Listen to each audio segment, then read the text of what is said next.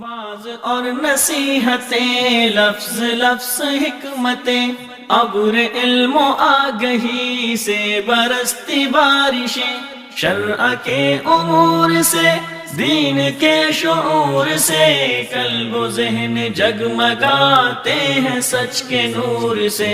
خطبہ جمعۃ المبارک،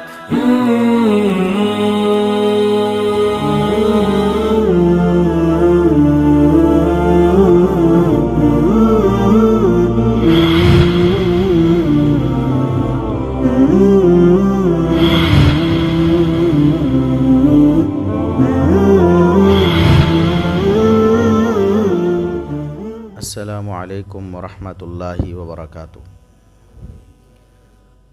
ان الحمد للہ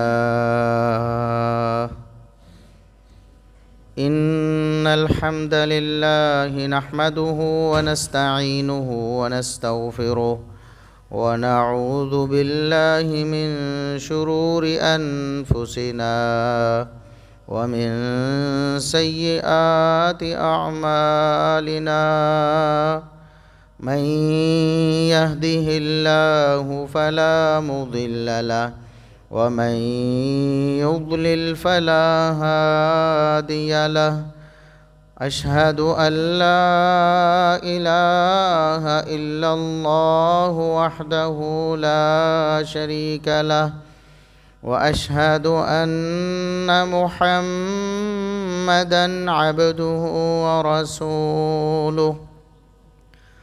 اللهم صل على محمد وعلى آل محمد كما صليت على إبراهيم وعلى آل إبراهيم إنك حميد مجيد۔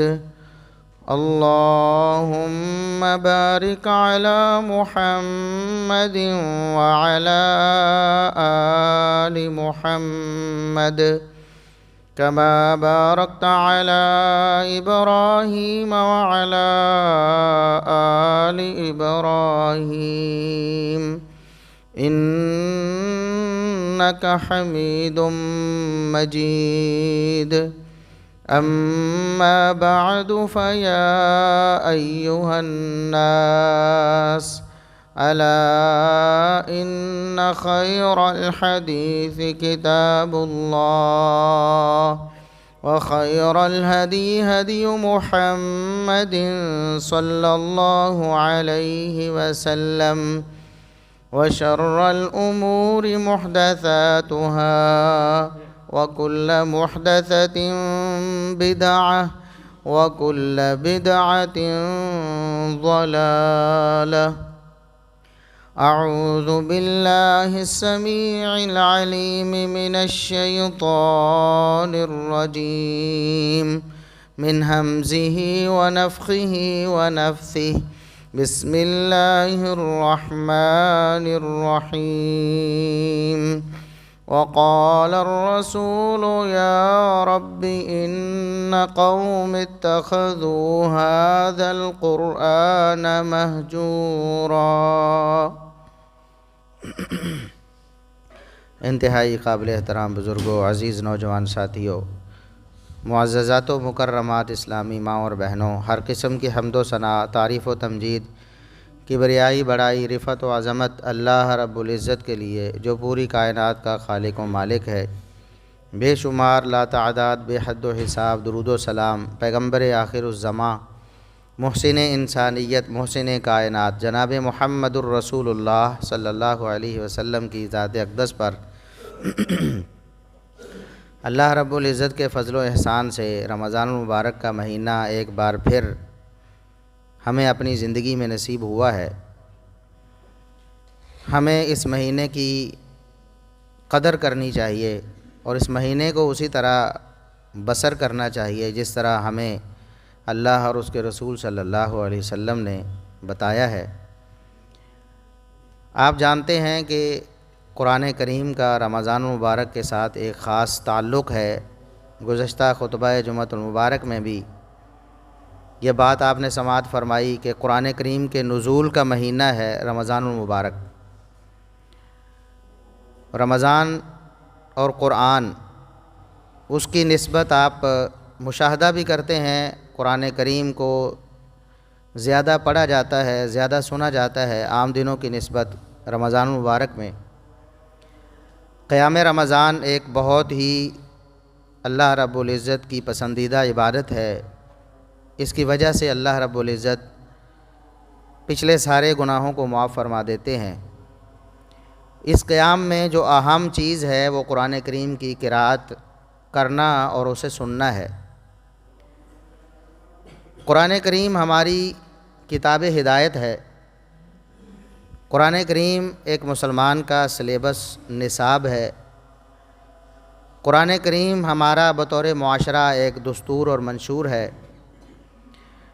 قرآن کریم ہماری زندگی ہے۔ اگر ہم سمجھیں تو ایک مسلمان قرآن کریم کے بغیر زندہ نہیں رہ سکتا۔ روحانی طور پر زندگی قرآن کریم کے ساتھ تعلق سے مشروط ہے۔ لیکن افسوس ہے کہ ہم نے قرآن کریم کو چھوڑ دیا ہے، اور قرآن کریم سے دوری اختیار کرنا، قرآن کریم کو چھوڑ دینا، اس کی تلاوت کرنا، اس کو پڑھنا، اس کو سمجھنا، اس سے دور ہو جانا اتنی بڑی شقاوت اور بدبختی ہے کہ اللہ رب العزت نے قرآن کریم میں بتایا ہے کہ وہ رحمت للعالمین ہمارے پیغمبر محمد الرسول اللہ صلی اللہ علیہ وسلم جو پوری زندگی اپنی امت کے لیے روتے رہے، اللہ رب العزت سے دعائیں کرتے رہے، پتھر کھا کے بھی دعائیں دیتے رہے، وہ محمد الرسول اللہ صلی اللہ علیہ وسلم قیامت کے دن اللہ رب العزت سے شکایت کریں گے۔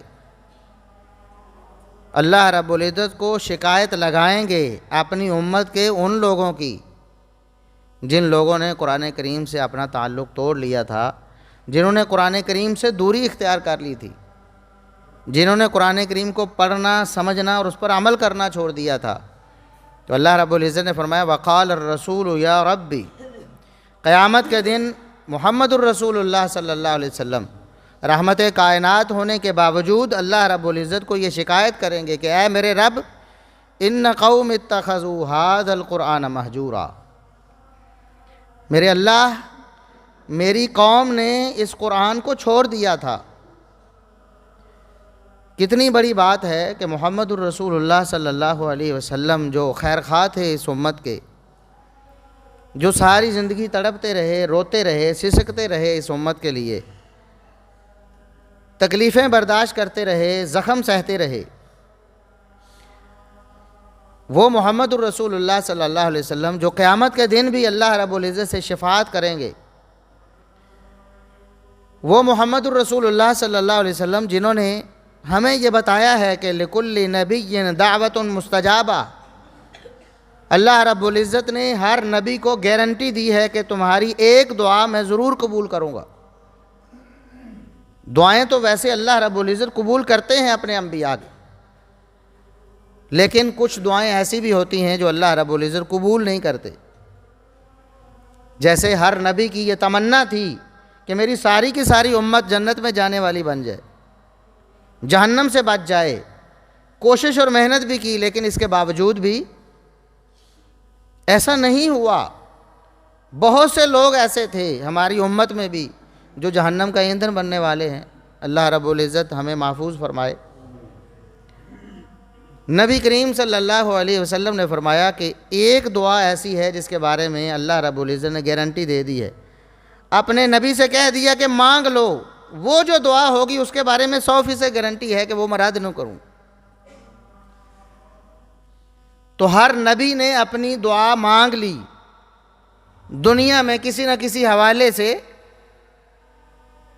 مانگ لیا اپنی امت کے لیے، اپنی جو بھی رعایا تھی ان کے لیے، لیکن میں نے اپنی اس دعا کو قیامت کے لیے خاص کر کے رکھ لیا ہے کہ اے اللہ، میں قیامت کے دن اپنی امت کی سفارش کے لیے اس دعا کو استعمال کروں۔ اس کے باوجود محمد الرسول اللہ صلی اللہ علیہ وسلم شفاعت فرمائیں گے بھی، اتنا لمبا سجدہ کریں گے، اتنا لمبا سجدہ کریں گے اللہ رب العزت کے دربار میں قیامت کے دن۔ آپ نے قصہ اور واقعہ تو سماعت فرمایا ہوا ہے، ہر نبی کے پاس، آدم علیہ السلام سے لے کر ہر نبی کے پاس لوگ جائیں گے، آدم علیہ السلام کو کہیں گے آپ ہمارے باپ ہیں، آپ سے ہمارا سلسلہ چلا ہے، آپ پہلے نبی ہیں، آپ اللہ رب العزت سے ہماری سفارش کریں، ہمارا حساب کتاب شروع ہو، قیامت کی یہ سختی اور گرمی ہم سے برداشت نہیں ہوتی ہے۔ لیکن آدم علیہ السلام معذرت کر لیں گے، معذرت کریں گے اور کہیں گے کہ کسی اور کے پاس جاؤ، مجھے اللہ رب العزت سے شرم آتی ہے، وہ جو جنت میں نے دانہ کھایا تھا، درخت کا پھل کھایا تھا، اگرچہ اللہ رب العزت نے معاف کر دیا ہے لیکن مجھے شرم آتی ہے، میں اللہ رب العزت کے سامنے سفارش نہیں کروں۔ موسیٰ علیہ السلام کے پاس، ابراہیم علیہ السلام کے پاس، عیسیٰ علیہ السلام کے پاس جائیں گے، نبیوں کے پاس، لیکن سارے نبی معذرت کریں گے، پھر محمد الرسول اللہ صلی اللہ علیہ وسلم کے پاس آئیں گے، اور محمد الرسول اللہ صلی اللہ علیہ وسلم اللہ رب العزت سے شفاعت کا بیڑا اٹھائیں گے اور سجدے میں پڑ جائیں گے، اور اتنا لمبا سجدہ کریں گے کہ اس کی مقدار بیان نہیں کی، جتنا اللہ چاہے گا کتنا لمبا سجدہ کریں گے۔ پھر اللہ رب العزت فرمائیں گے ارفع رأسک یا محمد، اے محمد صلی اللہ علیہ وسلم اپنا سر مبارک اٹھائیے، سل تعطا، آپ سوال کریں میں آپ کے سوال کو پورا کروں گا، واشفع تشفع، آپ سفارش کریں میں آپ کی سفارش کو قبول کروں گا، سفارش ہوگی اللہ رب العزت محمد الرسول اللہ صلی اللہ علیہ وسلم کی شفاعت سے اس امت کے گناہگاروں کو جو جہنم میں جا چکے ہوں گے اپنی بدعمالیوں کی وجہ سے، لیکن موحدین ہوں گے، اللہ رب العزت ان کو نکالے گا، پھر محمد الرسول اللہ صلی اللہ علیہ وسلم سجدے میں پڑ جائیں گے، پھر اللہ رب العزت سے مانگیں گے، پھر دعائیں کریں گے، التجائیں کریں گے، دوبارہ اللہ رب العزت فرمائیں گے سر مبارک اٹھائیے اور مانگیے، جو آپ مانگیں گے میں دوں گا، جو سفارش کریں گے میں قبول کروں گا۔ اس کے باوجود قیامت کے دن محمد الرسول اللہ صلی اللہ علیہ وسلم ایسے لوگوں کے بارے میں اللہ سے شکایت کریں گے، خود سفارش نہیں، ان لوگوں کی شکایت کریں گے کہ اے میرے رب ان لوگوں نے قرآن کو چھوڑ دیا تھا، قرآن کریم سے دوری اختیار کرنا، تعلق ختم کر لینا، اس کو پڑھنا، اس کو سننا، اس کو سمجھنا، اس سے دوری اختیار کر لینا اتنا بڑا جرم ہے کہ محمد الرسول اللہ صلی اللہ علیہ وسلم شفاعت کی بجائے شکایت کریں گے۔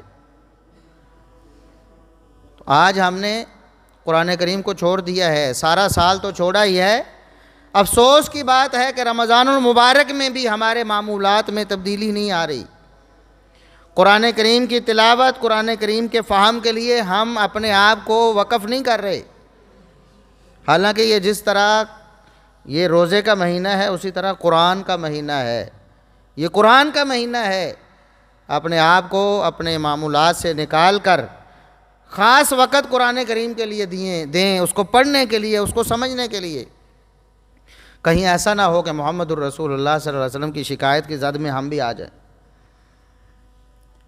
قرآن کریم سے تعلق بنانا ایک مسلمان کے لیے اتنا ضروری ہے، اتنا ضروری جتنا مچھلی کے لیے پانی ضروری ہے، اور ہمارے اسلاف وہ تو یہ کہا کرتے تھے کہ 40 دن سے زیادہ اگر کسی شخص نے قرآن کریم کو مکمل کرتے لگایا تو اس نے کوتاہی کی ہے، پڑھنا شروع کیا، اب ظاہر وہ تو پڑھتے بھی تھے سمجھتے بھی تھے، جس نے پڑھنا شروع کیا اور قرآن کریم کی تکمیل میں 40 دن سے زیادہ لگا دیے، اس نے بھی کوتاہی کا ارتکاب کیا ہے، اس نے بھی حق ادا نہیں کیا۔ اور ہمارے تو سال ہا سال گزر جاتے ہیں، اور چند ایک بزرگ ہیں، چند ایک اللہ والے ہیں جو آج دنیا میں موجود ہیں، جن کا تعلق قرآن کریم سے مضبوط ہے، رمضان المبارک میں بھی قرآن کریم کی وہ بہت زیادہ تلاوت کرتے ہیں۔ باقی ہمارا نوجوان طبقہ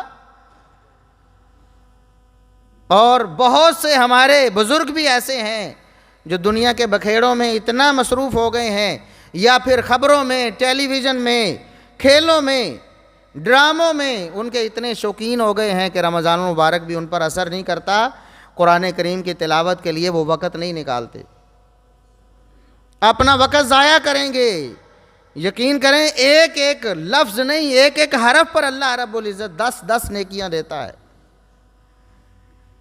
قیامت کے دن ایک ایک نیکی کو ترس رہا ہوگا انسان، ایک ایک نیکی سے اس کے جو پلڑے ہیں وزن اعمال والے، وہ یا تو جھک رہے ہوں گے یا پھر اٹھ رہے ہوں گے، یا ہلکے ہو رہے ہوں گے، بھاری ہو رہے ہوں گے، ایک ایک نیکی کی ضرورت ہوگی۔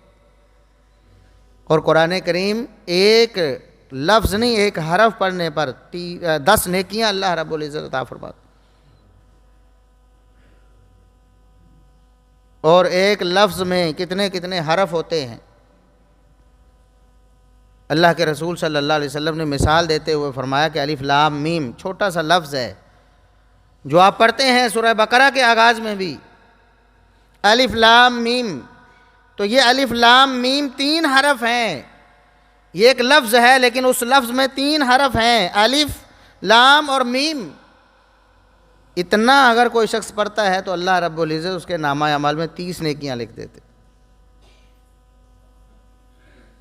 اور اگر ایک پارے کی تلاوت کرے، ایک پارے کی تلاوت، کتنے رکوع ہیں، کتنے اس میں الفاظ ہیں اور کتنے حروف ہیں، ایک ایک حرف پر 10 نیکیاں۔ آپ ان نیکیوں کو اپنے نامہ اعمال میں شامل کر کے اپنے نامہ اعمال کو بھاری کریں قیامت کے دن کے لیے۔ اور اللہ کے رسول صلی اللہ علیہ وسلم پوری زندگی قرآن کریم کے نزول کے آغاز سے لے کر آپ صلی اللہ علیہ وسلم کے آخری ایام اور آخری لمحات تک قرآن کریم سے اتنا جڑے رہے، اتنا۔ رمضان تو رمضان ہے، یہ تو پورا کا پورا دن اور رات ماہ عبادت ہے۔ رمضان کے علاوہ بھی رسول اللہ صلی اللہ علیہ وسلم راتوں کو اتنا لمبا قیام کرتے، اتنا لمبا۔ ایک صحابی کہتے ہیں میں اللہ کے رسول صلی اللہ علیہ وسلم کے ساتھ شامل ہو گیا رات کی نماز میں،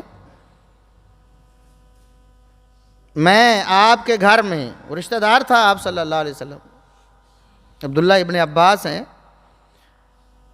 عبداللہ ابن عمر ہیں، یہ رسول اللہ صلی اللہ علیہ وسلم کے رشتہ دار تھے، آپ کی ازواج مطہرات کے حوالے سے بھی اور دیگر رشتے بھی تھے۔ رات کو موقع مل جاتا کبھی آپ صلی اللہ علیہ وسلم کے گھر میں سونے کا، بتاتے ہیں رات کو میں اٹھتا ہوں، دیکھتا ہوں، اچانک بیدار ہوتا ہوں رسول اللہ صلی اللہ علیہ وسلم وضو کر کے مصلی پہ کھڑے ہیں اور آپ نے قرات شروع کر دی ہے۔ میں نے کہا کہ میں بھی ساتھ کھڑا ہو جاتا ہوں، میں کھڑا ہو گیا، آپ صلی اللہ علیہ وسلم پڑھتے گئے سورہ بقرہ مکمل کر لی، 2.5 پاروں میں سورہ بقرہ، 2.5 پارے سورہ بقرہ کی تلاوت، اور کرنے والے محمد الرسول اللہ صلی اللہ علیہ وسلم ہیں، جن پر اللہ رب العزت نے یہ آیات نازل کیں وَرَتِّلِ الْقُرْآنَ تَرْتِيلًا، اے میرے رسول قرآن کریم کو ٹھہر کر مزے لے کر ترتیل کے ساتھ پڑھیں۔ اور آپ صلی اللہ علیہ وسلم کی قرات سورہ بقرہ مکمل ہو گئی، میرا خیال یہ تھا کہ سورہ بقرہ مکمل ہوگی تو آپ رکوع کر لیں گے، میں ساتھ کھڑا تھا، جماعت میں شامل ہو گیا آپ کے ساتھ کھڑا ہو کر، میں نے سوچا کہ سورہ بقرہ مکمل ہوگی تو آپ رکوع کر لیں گے، اتنا بھی، اس سے لمبا کتنا، ایک رکعت اتنی لمبی، لیکن رسول اللہ صلی اللہ علیہ وسلم نے رکوع نہیں کیا، آپ نے اگلی سورت بھی پڑھ دی، سورہ آل عمران بھی پڑھ دی، سورہ نساء بھی پڑھ دی، اور یہ ایک رکعت ہے محمد الرسول اللہ صلی اللہ علیہ وسلم کی، اور یہ رمضان کے علاوہ عام راتوں کی بات کہ آپ صلی اللہ علیہ وسلم اتنی زیادہ قرآن کریم کی قرات کرتے، قرآن کریم کی اتنی زیادہ تلاوت کرتے، اور قیام میں کھڑے ہو کر زیادہ مشکل ہے نا کھڑے ہو کر قرآن کریم کی قرات اور تلاوت کرنا. اور آپ صلی اللہ علیہ وسلم ایک رکعت اتنی پڑھتے ہیں، پھر دوسری، پھر آگے.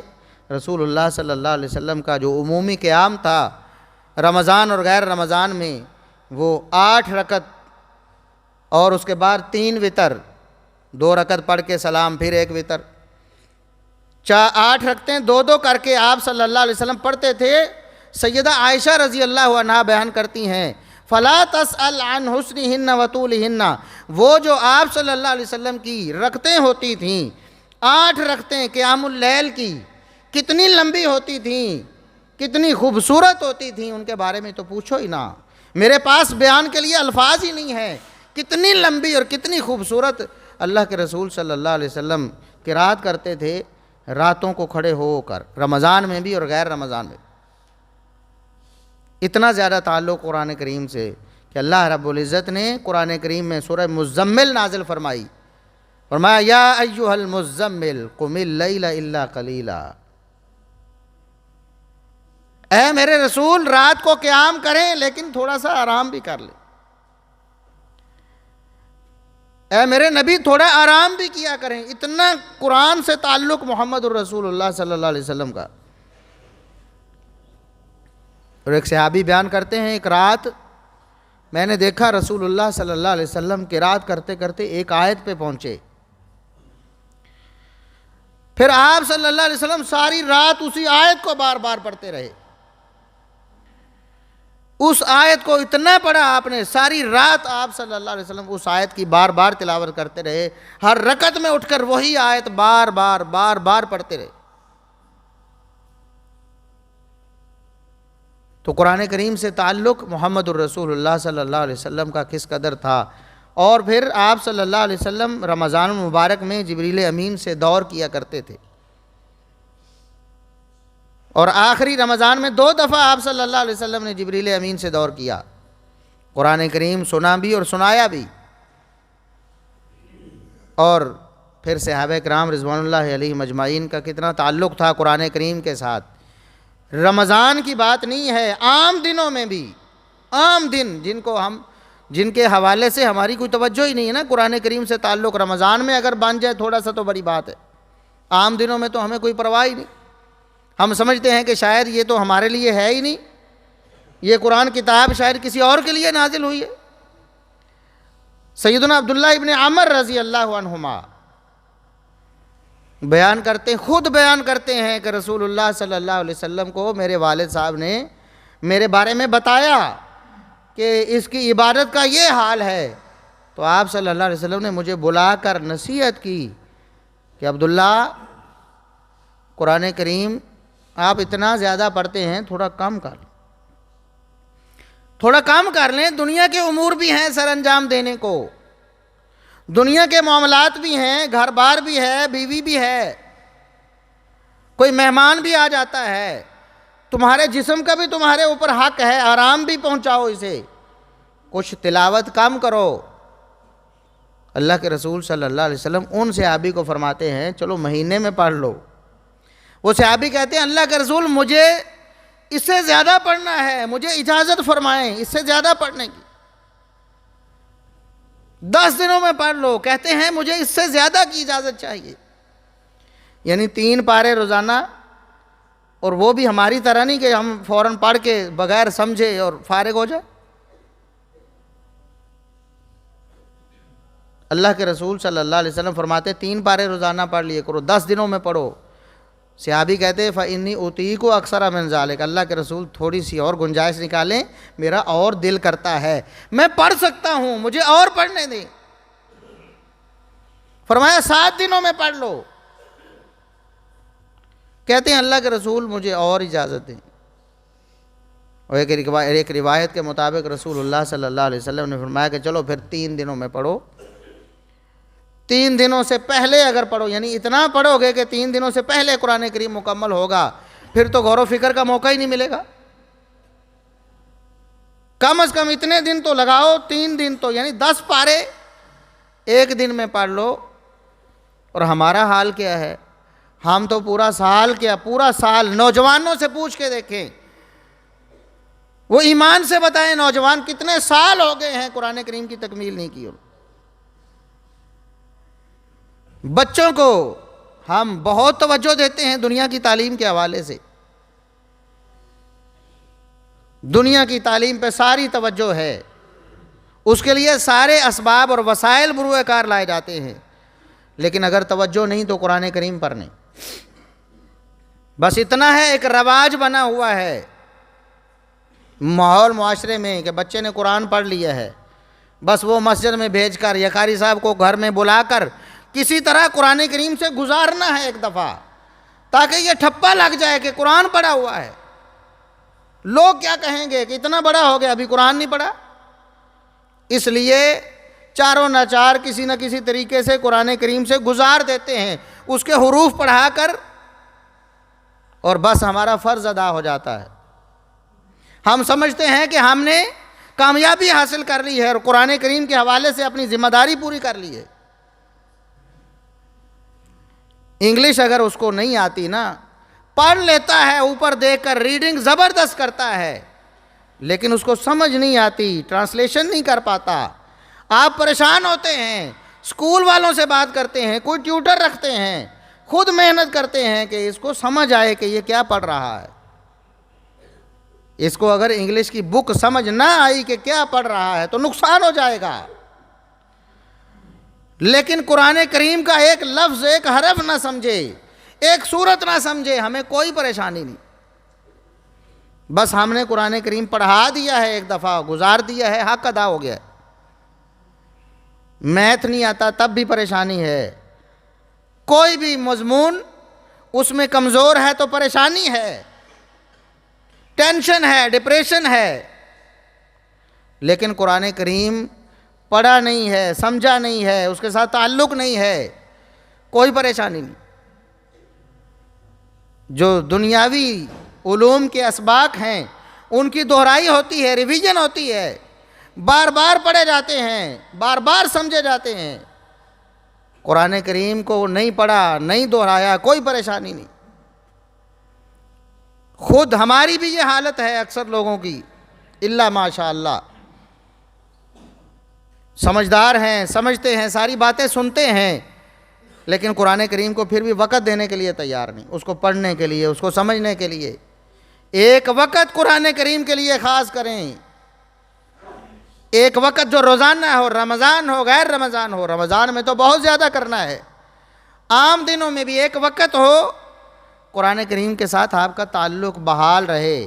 قرآن کریم کو پڑھیں بھی، قرات بھی کریں، نیکیاں لیں قرات کر کے بھی، اور سمجھیں بھی اور اس پر عمل کریں. صحابہ کہتے ہیں کہ ایک ایک سورت ہم نے کتنے کتنے سالوں میں پڑھی ہے. اب اس کا یہ مطلب نہیں کہ وہ اس سورت کے علاوہ پڑھتے نہیں تھے، ان دنوں میں سورتیں پڑھتے رہتے تھے، لیکن اس کھوج میں رہتے تھے قرآن کریم کی تفسیر اور فہم میں ہم نے اور آگے نکلنا ہے. شاید مجھے صحیح سمجھ نہیں آئی، اس کو دوبارہ سمجھنا ہے. رسول اللہ صلی اللہ علیہ وسلم سے گزارش کرتے ہمیں اس آیت کا معنی مفہوم دوبارہ سمجھائیں.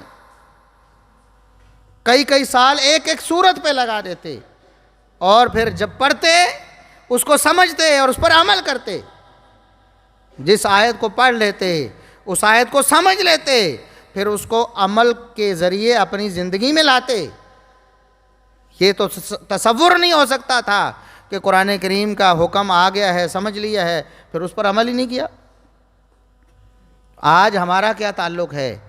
اللہ رب العزت قرآن کریم میں فرماتے جو لوگ قرآن کریم سے اعراض کر لیتے ہیں، منہ موڑ لیتے ہیں، چھوڑ دیتے ہیں، بلا دیتے ہیں، وَمَنْ أَعْرَضَ عَنْ ذِكْرِي فَإِنَّ لَهُ مَعِيشَةً ضَنْكَ، ہم دنیا کی زندگی بھی ان کے لیے تنگ کر دیتے ہیں. یہ ایک تفسیر ہے. دنیا کی زندگی تنگ ہو جاتی ہے، معیشت خراب ہو جاتی ہے، خرچے پورے نہیں ہوتے، نقصان زیادہ ہو جاتے ہیں. یہ ایک تفسیر ہے. اور دوسری تفسیر جو بہت سے مفسرین نے کی ہے کہ اس کی قبر کو ہم تنگ کر دیتے ہیں. دنیا بھی برباد ہو جائے گی، قبر تنگ ہو جائے گی. اور قبر کی تنگی اللہ کی پناہ، اللہ کی پناہ. قبر تنگ کر دیتے ہیں ہم اس شخص پر جو قرآن کریم سے اعراض کرتا ہے، جو اللہ کے ذکر سے اعراض کرتا ہے. وَنَحْشُرُهُ يَوْمَ الْقِيَامَةِ أَعْمَىٰ، اللہ فرماتا قیامت کے دن اس کو اندھا کر کے اٹھائیں گے، اس کو نظر نہیں آتا ہوگا قیامت کے دن۔ اس کو آنکھیں دی تھی دنیا میں، اس نے قرآن کریم کے لیے انہیں استعمال ہی نہیں کیا۔ اللہ کی اتنی بڑی نعمت ہے، آنکھیں ہیں، کان ہیں، زبان ہے، اللہ کا شکریہ ادا کرو، قرآن کریم کے لیے ان کو صرف کرو۔ نہیں کرو گے تو وَنَحْشُرُهُ يَوْمَ الْقِيَامَةِ أَعْمَىٰ، قیامت کے دن ہم اندھا کر کے اٹھائیں گے۔ قَالَ رَبِّ لِمَ حَشَرْتَنِي أَعْمَىٰ، قیامت کے دن کہے گا میرے رب مجھے کیوں اندھا اٹھایا ہے، وَقَدْ كُنْتُ بَصِيرًا، میں تو دنیا میں دیکھتا تھا، میری آنکھیں کام کرتی تھیں، آج میں اندھا کیوں ہوں، آج مجھے نظر کیوں نہیں آتا، میرا حشر اندھا کر کے کیوں کیا گیا ہے۔ قال كذلك اتتك آیاتنا فنسیتها وكذلك اليوم تنسى، دنیا میں ہماری آیات تمہیں ملی تھیں، میری آیات تمہارے پاس آئی تھیں، قرآن موجود تھا تمہارے پاس، پڑھنے سمجھنے قرات کرنے تلاوت کرنے اور سننے کی استطاعت موجود تھی، تم نے بھلا دیا، قرآن کو بھلا دیا، قرآن کو چھوڑ دیا، قرآن سے تعلق ختم کر دیا، قرآن سے دوری اختیار کر دی۔ وَكَذَلِكَ الْيَوْمَ تُنْسَىٰ، آج کے دن اللہ رب العزت فرماتے میں نے تمہیں چھوڑ دیا ہے، اندھا بنا کر چھوڑ دیا ہے، اس لیے کہ میری آیات کو تم نے چھوڑ دیا تھا۔ اتنی وعیدیں سننے کے باوجود بھی ہمارا قرآن کریم سے تعلق نہیں بنتا ہے۔ دوسرا موقع ہے قرآن کریم کا، دوسرا مقام ہے، فرمایا جو میرے ذکر سے قرآن سے اعراض کرتا ہے فَإِنَّهُ يَحْمِلُ يَوْمَ الْقِيَامَةِ وِزْرًا خَالِدِينَ فِيهِ وَسَاءَ لَهُمْ يَوْمَ الْقِيَامَةِ حِمْلًا، جو قرآن کریم سے اعراض کرے گا قیامت کے دن اس کے اوپر بوجھ ڈالا جائے گا، ہمیشہ ہمیشہ جہنم کا ٹھکانہ بنایا جائے گا، اور یہ بوجھ، یہ وزن بدترین بوجھ ہوگا جس کا تصور بھی نہیں کیا جا سکتا۔ آج قرآن کریم سے ہم اتنا دور ہیں، ہماری اولادیں دور ہیں، ہمارا معاشرہ دور ہے قرآن کریم سے، نہ پڑھنے کے حوالے سے، نہ سننے تلاوت سننے کے حوالے سے، نہ قیام کرنے کے حوالے سے، نہ اس کی تفسیر پڑھنے کے حوالے سے۔ مساجد اور مدارس آپ کے لیے غنیمت ہیں، کچھ وقت نکالیں، بہت سی مساجد میں ترجمۃ القرآن کی کلاسیں جس طرح آپ کے اس مرکز میں بھی لگتی ہیں، شامل ہوں، قرآن کریم کے طالب علم بنیں۔ کوئی ضروری نہیں کہ آپ سب کچھ چھوڑ کر بستر باندھ کر کہیں جائیں تو تب طالب علم بنیں گے، وہ تو لوگ بہت ہی عزت والے اور شرف والے ہیں، اللہ کے مہمان ہیں جو ایسا کرتے ہیں۔